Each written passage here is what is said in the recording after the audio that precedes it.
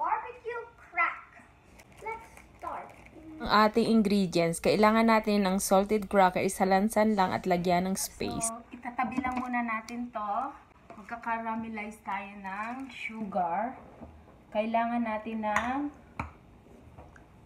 Brown sugar. 1 cup of brown sugar. 1 cup of butter. Medium heat lang ang ating apoy.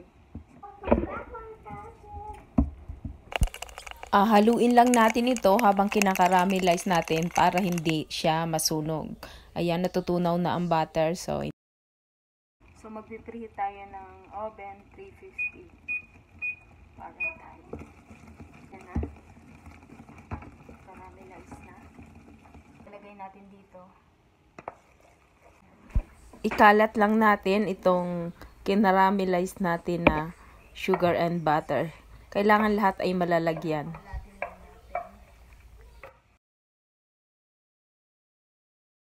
1 cup of chocolate chips sa ibabaw. Spread. Ngayon naman ay i-bake natin siya ng 350 Fahrenheit for 5 minutes. Eto na after 5 minutes. So, mainit pa siya. So, spread natin yung chocolate.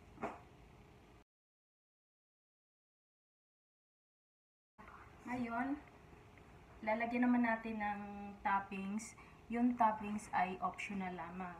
Pwedeng wala. O, syempre, bata tayo, gusto natin ng marshmallow. Tapos, one more marshmallow. Tapos, maglalagay tayo ng peanuts. Ito yung binalatan, tapos dinurog-durog lang natin. So, isang line din. And then, meron din tayo Oreo. So, may Oreo po tayo.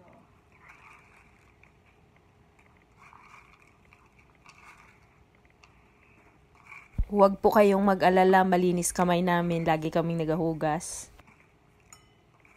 Kahit anong pwedeng ilagay.